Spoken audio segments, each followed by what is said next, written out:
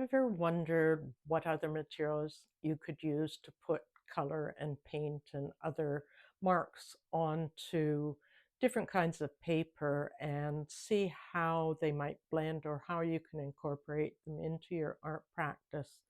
I'm Susan Purney Mark. I'm a textile and surface design artist. And over the past few years, I've found a love of using tissue paper in some different ways and by layering and adhering it with different products and then adding marks and color and ink and paint. So I'm going to show you some different approaches that you might consider in your... Oh, here's some books that I have made with laminated tissue. And just to show you that a simple little book can be quite fun to make and rather a nice way of working and exploring, of course. And this was laminated tissue that I had done a rubbing on top of in a long strip and then stitched it together with a very simple binding. This next one is what I call a takeaway book. It may come with another name. It's an accordion book, and what I've done with it is to cut away sections, and I wanted to see how many sections I could cut away and still have it looking like a book and being able to stand. In this case, the laminated tissue was on the reverse side, and you can see that I've added extra marks, some marks with gel pen and some stitching as well in that. So keep in mind that the laminated tissue really is very friendly for stitching. This one was dressmaker's tissue that I had come across, and I put it together, then added more marks and some Thermofax screen prints on it. But then I also put a layer of silk organza, dyed organza, which gives it a kind of very much a dimensional look. And I had machine stitched on with red thread, and then because I want it to be able to stand, I put some stitching there. What I find interesting here is that the back is equally engaging to look at and see the different movement across the surface. And I actually made two of them so they can stand sort of together. And this was just kind of the simplest accordion book that I had done with stitch and marks on it. And again, this is the dressmaker's paper. Here's another one that is, again, a simple bound book, but I had done strips of these papers and did a lot of marking beforehand before I laminated them together. And then on the reverse side, I had adhered some fabric that I had marked up and painted as well. So here's another look. Now, those are all sort of neutral palette, but this is one that I did with acrylic inks. And I find the acrylic inks are particularly receptive to being put onto the tissue. So we'll have a look at, oh, I just have one more. But just in this area here, I have used the tissue in here and painted it as well with some acrylic ink again. And you can see here how I was working towards sort of a seascape and just down in here as well. And it works really well as a collage element, I find. Here's some of the tissue that I have done in the past, and I just wanted to show you a couple of things that I have found to be particularly useful. What I have done is you can see the layers of tissue, and I'm not always too concerned that they're ripped or torn or in pieces, because once they're laminated, that kind of edges disappear. And I had just started doing a little bit of marking on the surface with a gel pen, just following sort of the bubble area on that. Here's one that I had done with, again, some paint, and it has a bit of a translucency, which is quite nice to go with it. I find that to be lovely.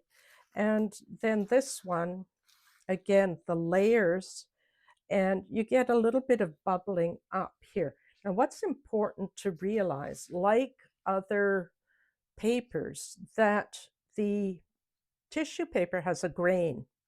So you can see that the grain is running this way.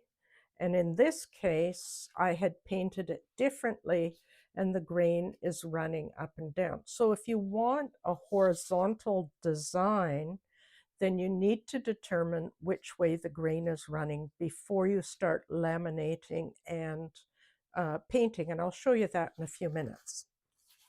In this case, I've just got some pieces that I've torn apart.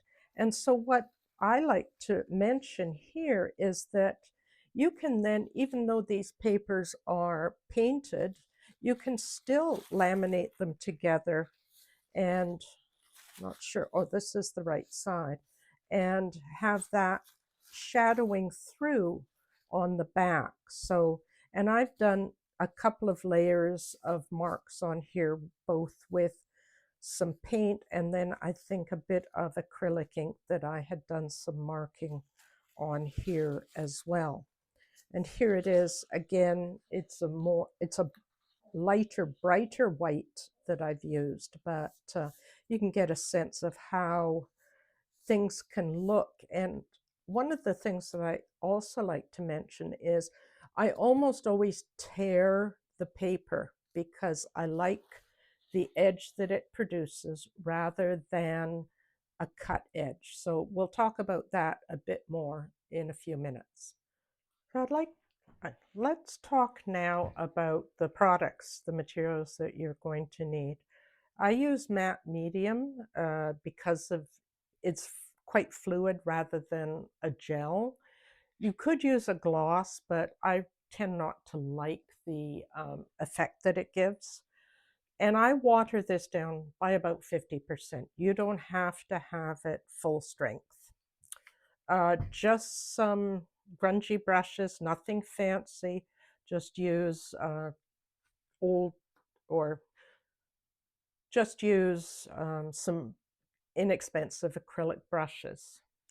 Now, as far as the coloring goes, you can use things like acrylic paints, but you need to water them down quite a bit. My preference is something like acrylic inks in this way, and they can even, because they're so highly pigmented, they can be watered down considerably in order to use them. They don't have to be full strength unless you want a really strong, vibrant color on there. Fluid acrylics work really well, and again, they could be watered down.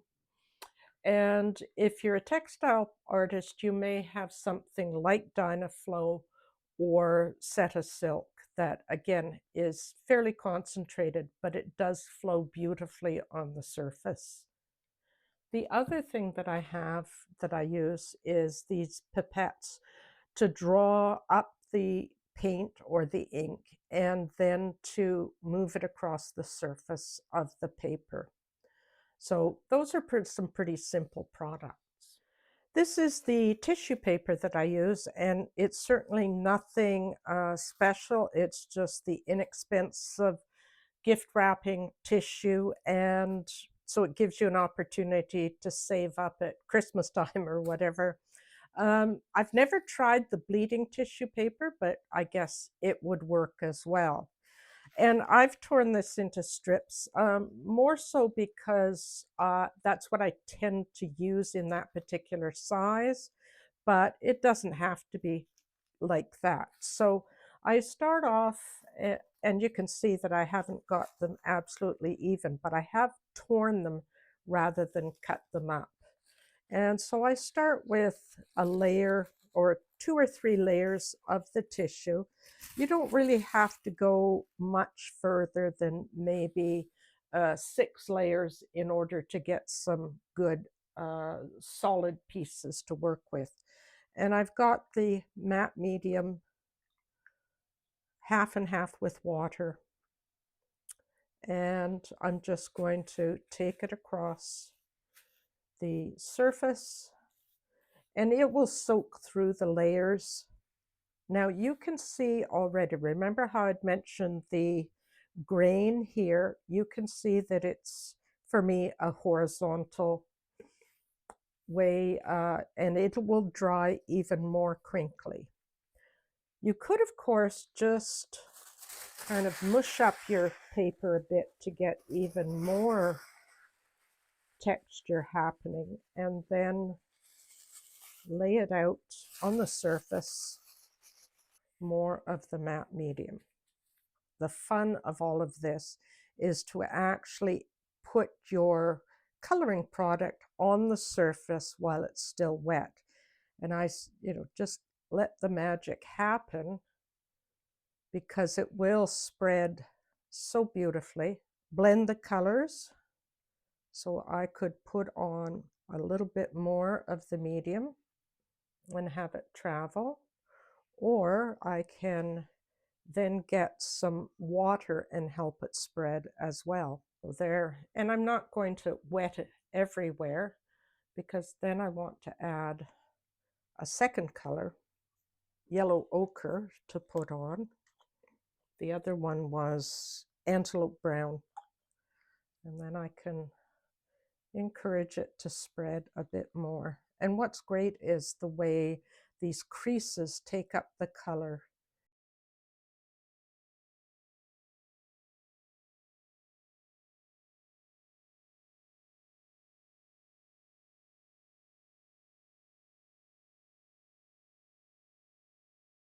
Now, if you're like me and love different kinds of paper, and we know that they're really expensive, some of them, so I still like to incorporate them in, but what I do is do a base of just the regular tissue paper, and then once I've done that, I can then add a final top layer of the rice paper. Then I'm not burying layers of rice, the expensive rice paper, underneath.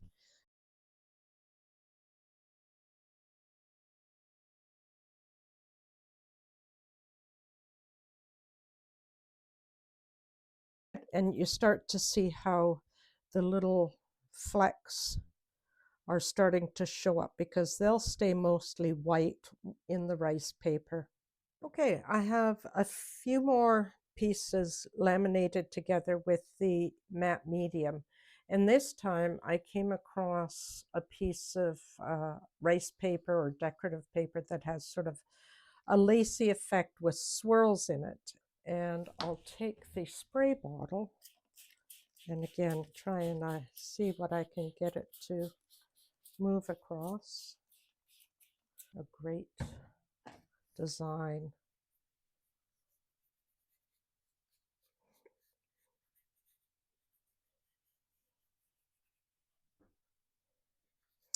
And I don't even see that those threads or ribbons coming through on that. I think, I'm wondering if it's just a little too heavy. Well, you know what I could do? Let's have a look.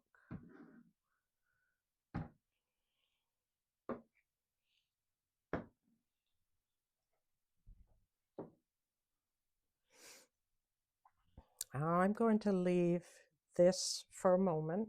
So it's a little hard to show here, but what I've done was put another group of the tissues down, because I wasn't really sure how this lacy paper would look. So what I've got, I'm just lifting it off and putting it down on the surface. And already I can see that the lines are visible as well as the holes. And then if I move this plastic sheet, so I think that'll dry much better, but I have almost like a 2-for-1 here, where the other piece that I just took the lacy piece off, is still here. So earlier on I had mentioned about this piece that I had done earlier, and how the background was quite white, and I thought I'd go back into it just to show you about how I can add more to the surface. And just drawing up a little bit of the fluid. Ooh, and you can see how that again just travels like crazy across that surface. And that would be great in a contrasting color as well. Now, one last bit here. Remember, I had shown you these earlier on. So I think I would still consider these possibility for laminating yet again. And you might get some, let's see if we get some interesting sort of shadowing through.